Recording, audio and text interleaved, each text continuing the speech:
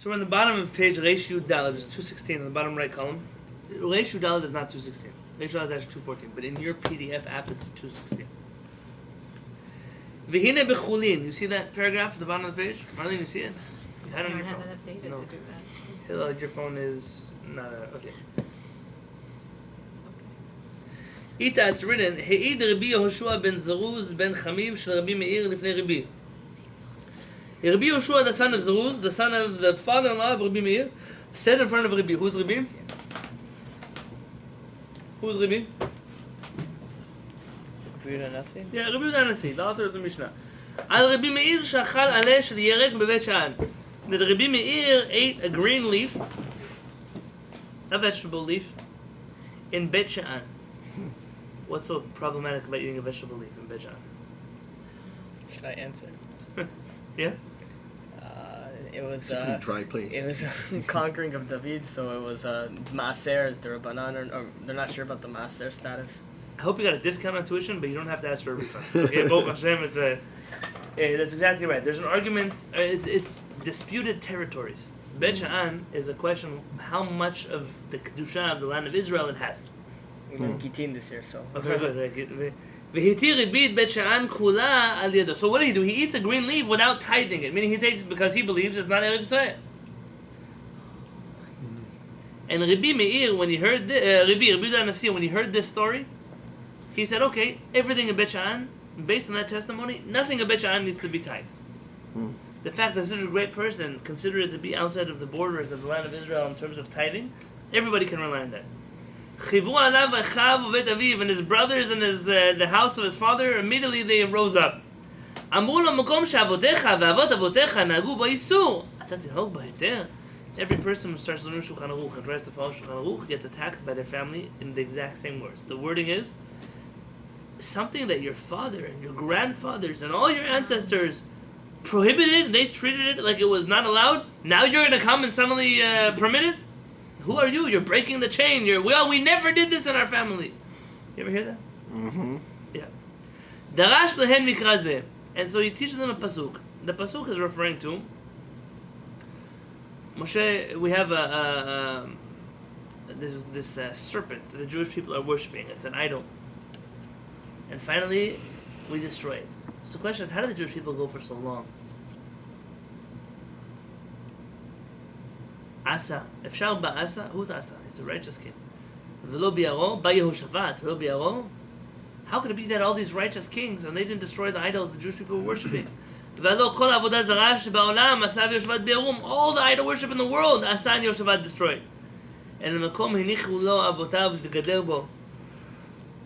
אף אני מקום הניחו לי אבותיי להתגדר בו מכאן לתלמיד חכם שאמר דבר אחד שמזיחים אותו. Meaning, not everything my forefathers did is right. And if I feel that I found proper proofs that something that they did was incorrect, I'm allowed to follow the truth instead of following my custom. And from here we learn a Talmid Chacham who says a Dvar Halacha that has proper proofs. You don't just push him away because it goes against something we've done until today. Yes? Umforash b'Gemara, says Rabbi Abadi, it's explicit in the Gemara. She'im yavo Talmid Chacham, if a Talmid Chacham comes, v'yifsok keneged ha-minhag mitam nachon, then he rules against the minhag. Not just because he wants to get rid of the minhag.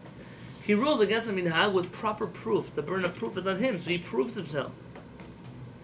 En lidchoto, you cannot push him away, v'lomar she'minhag lo k'dvav. You can't say, oh, it doesn't make a difference what you say, the minhag is not like you. You can't say that to Talmid Chacham. The adrabah, to the contrary, mevatlim ha-minhag, you can get rid of the minhag, v'lo chayshin anen, you don't have to worry at all that you did something wrong. Do you hear what the Gemara just said? The Gemara said it doesn't make a difference where you come from. It doesn't make a difference what your family did. It doesn't make a difference in halacha where your minhag comes from. If you are studying by Talmid Chacham has shown you that these things that you're doing are not necessary in halacha, you have every right in the world to decide not to follow that minhag. Or to the contrary, you may have an obligation to follow that. The obligation to follow it, or To follow the rabbi's words. Again, not the minhag. Not to follow the minhag. Yes. Oh, the halacha. You know, I had this problem myself too. You know, whereas in my family there are many people who are happy that I'm observant, as compared to those who might not be as observant. There were those who always had an axe to grind to pick with me about why I'm not as Yemenite as I should be. Yeah. It's funny, my Yemenite grandfather was very zealous about Yemenite minhagim, never saw it as a problem. Him was just very happy that his grandchildren were observant. He didn't care which denomination they belonged to. The bottom line is, I would say, what do you want from me? I'm sitting by a Talmid Chacham. My Talmid Chacham has an approach to Torah. I'm not trying to be a Moroccan or a this or a that. I'm trying, as much as possible, to align my viewpoints on halakha with the viewpoints that I'm studying actively. And if it happens to be that in that realm of Torah study, in that road of Torah study, I'm unintentionally not doing things the way you have done it for so many years, don't get upset at me. That's the way of Torah. That's the way Torah works. If everybody's stuck doing what their parents did, imagine this. If everybody was doing what everyone did all the time, you would never have different minhagim. Everybody would still be doing the same thing. So Clearly, at somehow- some point in time, we believe that you can do something differently because of the knowledge that you've acquired. Where people then block, oh, sorry, you're a Sephardic, you're Ashkenazi, you can't do this because it's not your custom. Why not? This argument is an emotional one. It's trying to talk to the heart or convince. But in terms of halakha doesn't see that as binding. That's why he's very careful when I teach. Someone in LA asks me, "So just because I'm Sephardic, I have to follow Maran?" Here's something very interesting. We don't follow Maran because we're Sephardic. We follow Maran because we believe that Maran was correct in halakha. And yes, in places where we struggle with the words of Maran, we may sometimes differ from those things. There are many places that we don't always do things like Maran.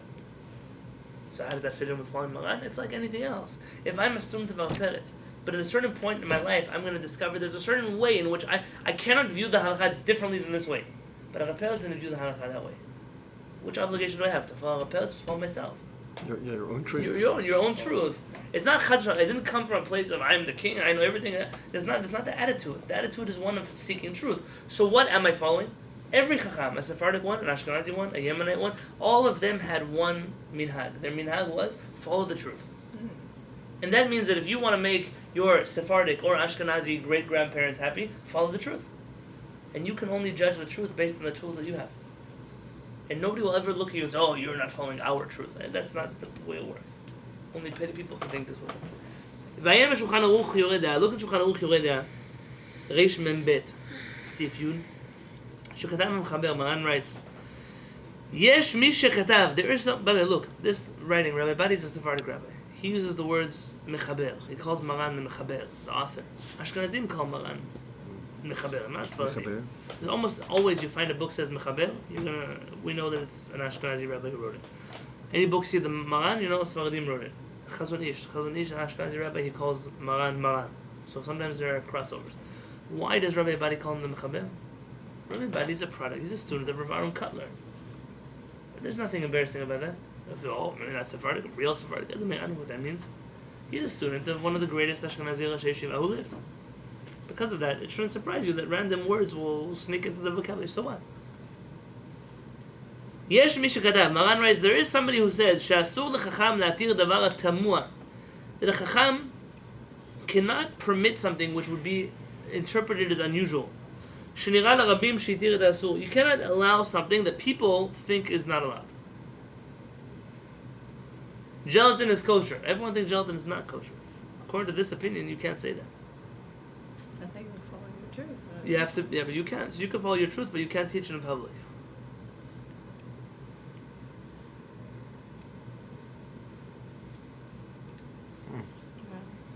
What do you do with that? Listen, you can say Maran doesn't believe. That's why he says Yesh Mishkatav. There's somebody who says that. So what? Maran still quotes his opinion. If we wanted to follow this opinion, what is this opinion asking from us? To never say the truth because people. How are you supposed to educate people if we're supposed to let people educate us? So there must be another way to interpret this teaching. There must be.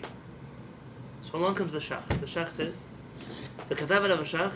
The Shach says, Nira. It appears Dahainu Dafka im Matir Bestam. It's only if he says, yeah, it's okay.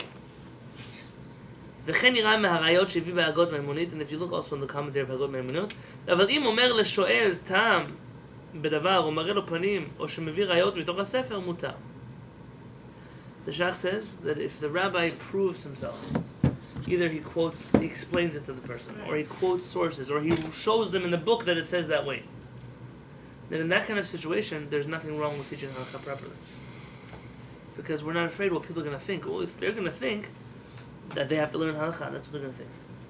Just to say, yeah, it's allowed is not enough. But to say it's allowed and why it's allowed is important. On the internet, we have this problem every year with the Pesach Kashrut questions people ask. And those who've been living with us for a long time, they understand exactly why we say what we say and how we say it. But there's some people that they're new to this. And they very quickly, what do you mean? Everything's allowed on Pesach? So every year I post and I make a video that you shouldn't be studying from this forum if you don't understand the methodology of this forum. If you're not one of our students, or you don't consider me a rabbi, then don't spend time studying here, because it will contradict things that you thought were a certain way, and it'll just confuse you. What can I do? The Rambam writes the same thing in the introduction to his book.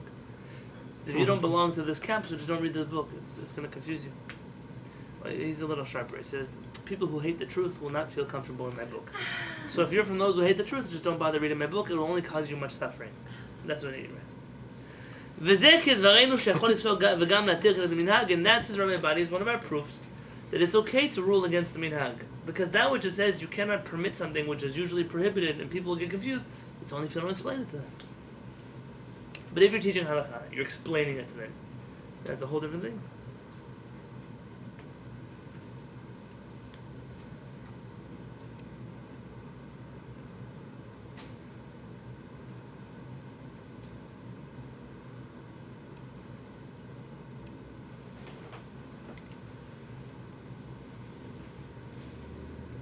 Well, this next thing is a little hands-on.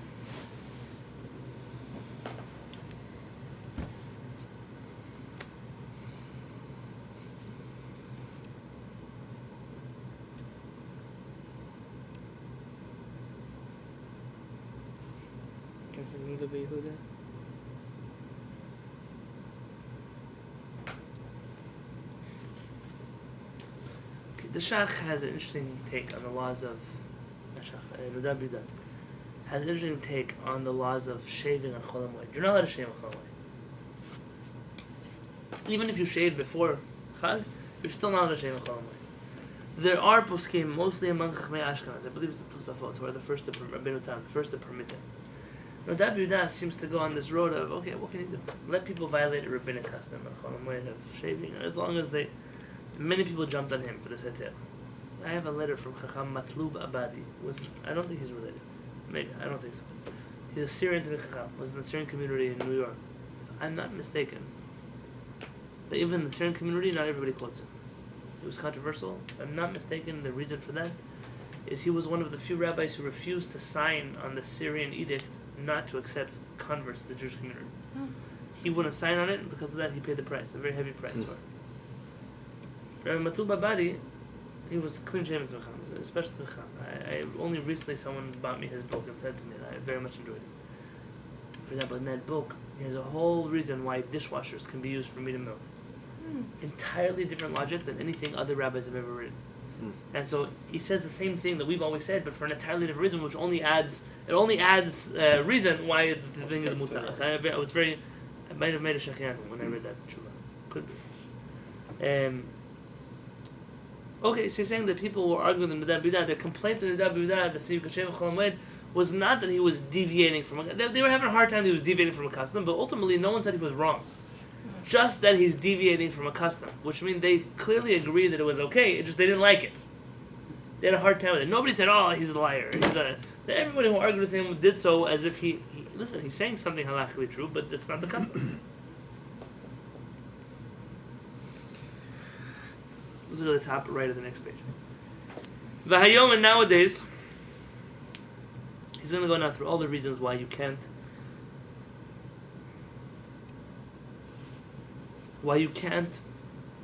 rule.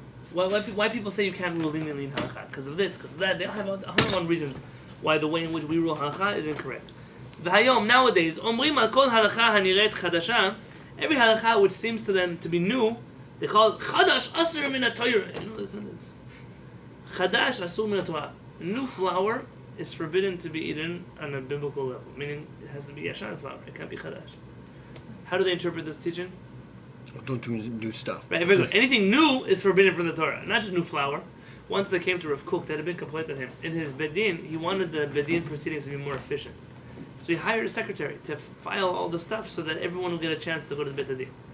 One of the zealots who hated Rav Kook anyways used this as a complaint about him. See, look, he's doing modern things in his bedin. So they once came to Rav Kook to complain. You put a secretary, Chadash, Asur min HaTorah, forbidden to do new things in the Torah. And Rav Kook, with all seriousness, said, is that what your Rebbe taught you in yeshiva? Because if I'm not mistaken, my Rebbe taught me all the commentaries there say that it's talking about flour. Was your Rebbe interpreting this pasuk that it was referring to the secretary in the bedin? And the guy felt such a fool that he left. But ultimately, this teaching of Chadash Asur min HaTorah, this is the birth of Orthodox Judaism. Orthodox Judaism is born when Torah, true poskim, refuse to rule according to halakha because it looks like it's something that's not the way it's supposed to be done. We're suffering from that until today. אבל זה באמת עיוות ההלכה, כמו שכתב מה שכתב בשולחן ערוך. He said, but this is really a corruption of the halachic principles. Of course you can rule things that sound new. ולשון זה חדש זאת מהתורה, לא נאמר למקום שרצו לדמות לגויים, ואז השתמשו בלשון הזה, ואחר כך התבלבלו האנשים והשתמשו בזה בכל מקום ובטעות. He said originally they used to use this saying in Ashkenaz about not doing things that the goyim do. Like, don't do new things that Jews don't do. He said over time the people got itbalbalu, they got confused. They started using this about things that even Jews do. And then ultimately we're at a place today where people think that nothing can sound new or innovative in the Torah. Yeah, but what is an Orthodox Jew? We never change anything. Well, that might be right, by the way. But that's not the truth about Judaism until this movement was created. V'yesh ha'toanim. Some have also an attitude. Sha'asur la'akel ha'anashim. You're not allowed to be lenient in front of people. Ki yavo la'akel yoter. Because if you give them an inch, they'll take a mile. Meaning, they're always going to be more lenient than what you let them. V'af shematzinu davar kazeh b'shas b'shabbat v'gabei b'nei... I'm not familiar with this again.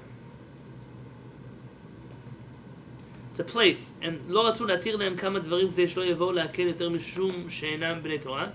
The final of the Gemara Masechet Shabbat, they didn't want to be too lenient around these people because they were ignoramuses, and they were afraid that if they would be too lenient around them, they would violate Shabbat entirely.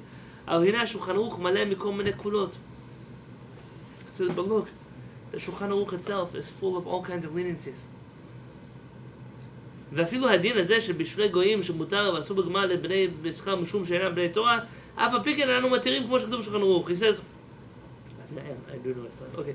Bottom line is, he says, look in the Shulchan Aruch. It's full of things that people are lenient about. So maybe Maran should have stopped writing the Shulchan Aruch because people are going to read those lenient halachot and they're going to take an inch and therefore take a mile. ועל כוחך, so against your will you must admit, אין איסור זה אלא באופן מיוחד ומקום מיוחד. That maybe in a certain place, a specific place, a certain kind of people, the rabbi there feels, I know my community, if I tell them X, they're going to fall apart. Okay? But that's not a rule. That's an exception to a rule. That in your place, you've decided not to teach people halakha accurately because you think there's a greater good. That's a call. Every rabbi can make that call. You can make that call. It's a slippery slope also, in its own right. אבל חס ושלום לא נאמר זה באופן כללי לשנות הלכה, but Chaz v'shalom, that you should think that this is something relevant in all areas of halakha, that you can just change halakha because what people might do with it. I think the issue is not saying to people, this is forbidden, this is okay. It's teaching them how you figure out what the teaching them where it comes from. But nobody. Just yesterday, somebody on our forum wrote some pretty nasty stuff in public about this young generation doesn't want to learn halakha, just wants everything to be allowed. But complaining about people, I could say the people who study with us, actually people who do want to know halakha. They're not. Their motivation is not to permit everything. No, to figure out what's really true. What's really halakha, what's not. So this is something that's brought up a lot, which is, there are people who you're going to make Judaism too easy. They're gonna think it's all a joke, and they're gonna stop doing it. That's the attitude that most Jews have. How can you confuse the people that already are doing so little? I think that's. Don't tell that to the non-observant Jews. I hear that all the time. It's part of the rhetoric that you get. Look what he writes. Not only that, by the way, this is important for me to read now because I needed a little bit of chizuk about this earlier. It turns out that sometimes you think that you're being lenient. Sometimes I felt, this was a situation happened today. I felt like I was being lenient to that person a year or so ago. I was like, okay, it's not a big deal, don't worry. Just today they came back, they followed up with me about something, and it turns out that they're keeping more mitzvot they ever kept. Oh. The moment they felt that we were being lenient with them, the whole struggle against being religious dropped. Oh. And then inevitably, that led them to start keeping all the mitzvot in the first place. It sounds funny? But that was my chizuk, the thing was true. Look what he's doing right now. If you speak to people that don't keep all the mitzvot, if you teach them the basic halachot and you're lenient for them, they'll be able to accept upon themselves more mitzvot. It's a very important rule. There are different levels of observance. Remember Rabbi Avraham ben Arambam? He wrote that there's a Shabbat of regular people, a Shabbat of tzaddik. You have a whole different Shabbat. Same thing with your Shabbat observance. Listen, there's opinions about how many cups of water you're going to put the tea bag in. Is there one lenient opinion? Yeah, so let them make tea. Just let them. Don't make that the fight. That's not a fight right now. You want to talk about things that are mutal, things that are... You don't hold of the eruv. That's okay, but stop making that someone else's problem. If you're able to let people, there is a ikar and kashrut, there's a very basic level of keeping kasher. Ultimately, what you're going to find is the people will start caring about keeping kasher, and then ultimately they're going to keep kasher properly. People are always afraid the other way around, so why not think the other way?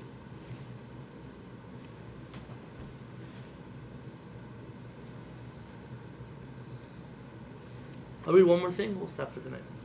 And I guess that means that Monday we'll do this letter and hopefully finish it. Vayen pri chadash. Look in the pri chadash. V'uva b'sdei chemed. It's quoted in the sdei chemed. I don't yet own a set of sdei chemed. V'torev dvarav, in the main gist of his words, kol minhag shel yachid ben shel rabim. Every custom, whether an individual custom, a family custom, a community custom, tzarich shi'eh lo yisod v'tam. Must have a foundation and a reason. V'chen im yesh chashash u'moto minhag yistach. It's interesting what that word is trying to... I want to say that it's yisater.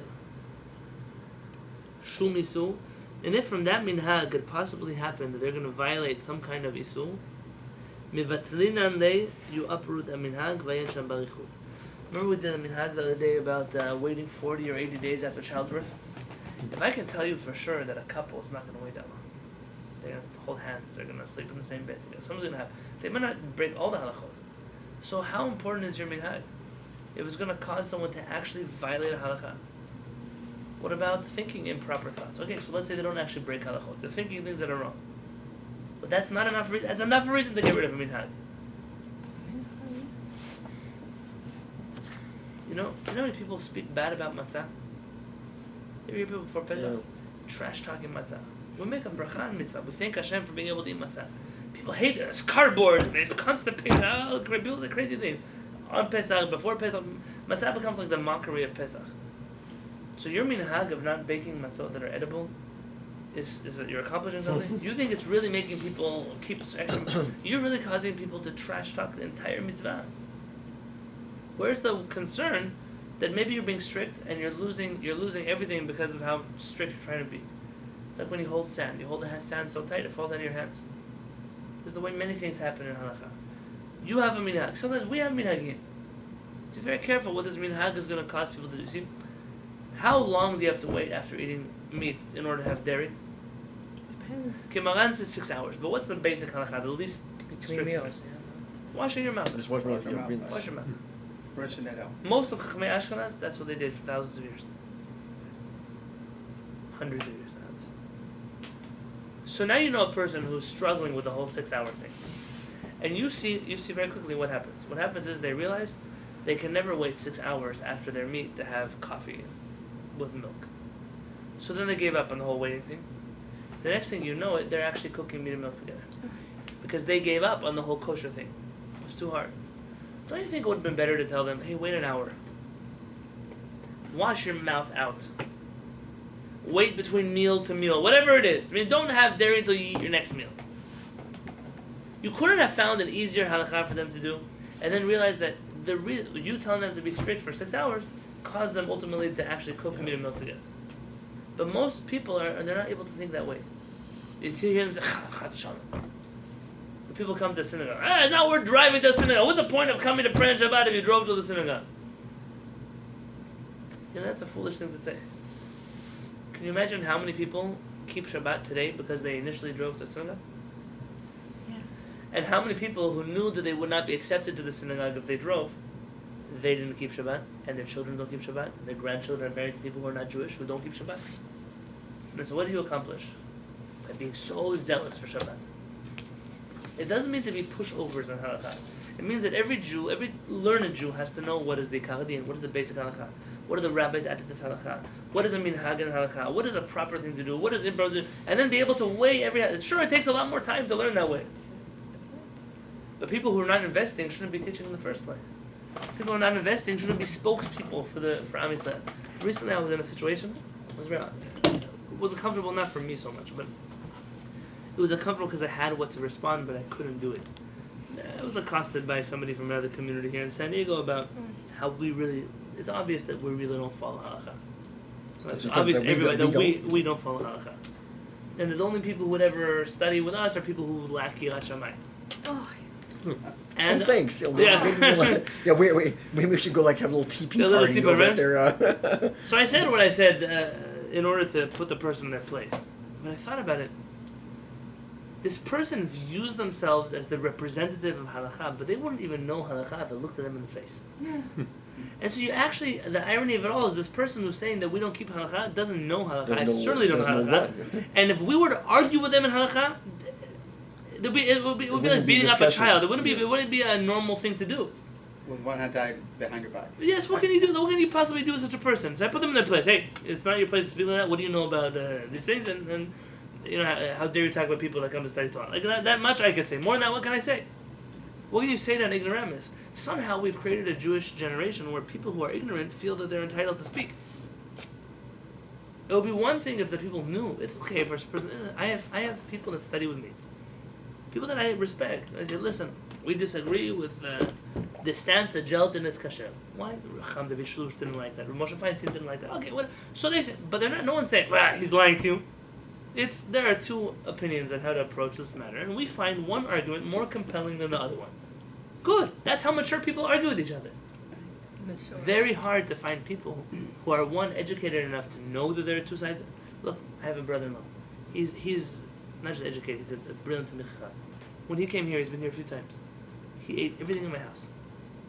And I said, listen, I'm uncomfortable because I know that you wouldn't eat these things in your house. He said, I know halakha. I know that all the things that you do are mutar. I know that I follow a different opinion in my house. He said, but I don't follow a different opinion because that opinion is wrong. I follow a different opinion because that's what in my home we follow. He said, but when I'm here in your house, why should I treat these opinions as anything other than valid in halakha? Here, I'm in your domain, I'm going to eat what you eat. Yeah. It's Tamil Chacham does that. Saying, how could you go to Moshe Feinstein's house and say, you don't keep kosher because I follow Rabbi Abadi Yosef? Are you an idiot? You can still follow Rabbi Abadi Yosef, and Moshe Feinstein can still I keep want kosher. the Love Yisrael ice cream. And Yeah, but this is mamash like that. This is exactly that. Rabbi Moshe Feinstein, yes, he ruled Chalav Yisrael as mutar. Yes, he told people that he doesn't like that people don't eat Chalav Yisrael. He was a big fan of Chalav Yisrael, even though he ruled. But then he added a paragraph saying, and nobody who keeps Chalav Yisrael should treat the Jews who don't keep Chalav Yisrael as if they're violating even one iota of halakha. Because you can't even say that they're not serious about halakha or they're not strict enough in halakha. He said all of those things are evil things to say about people who don't keep Chalav Yisrael. You understand? Yeah. That's okay to keep Chalav Yisrael. Don't look at me like I'm a crook. The poskim clearly agree with us, and your poskim clearly agree with you. But who are you to start saying that everyone else is wrong? But oftentimes, it's those people, the shualim tanim, the little foxes, they talk all the time. And those people, there's nothing to say to them. What are you going to explain to them? I had a lady call me Pesach. An old lady. My grandchildren are eating chametz on Pesach because of you. What am I going to explain to this lady? I'm really sorry that you're feeling this way, Mrs. I'm happy for my wife and I to come visit you next time we're near you. But what can I tell? I can't argue with her. Well, Maran says, and the Shachla and the Ataz argues. What am I going to tell her? I feel bad because she was raised in a Judaism that didn't allow her to even know that you can think about Judaism. You heard what some of the girls said tonight? It makes an impact on them that they see adults. Sure, one of the girls said that in their whole life they've never seen adults go to Shilei Torah. It's not a thing. Religious people don't go to Torah classes. They know everything already. Oh. So when people see you who really know, they say you remember things from a long time ago. Come to Shilei Torah, it inspires the next generation that maybe there's a chance that I'll be a smart Jew who learns Torah. So, you're very lucky. B'ezrat Hashem. Wow.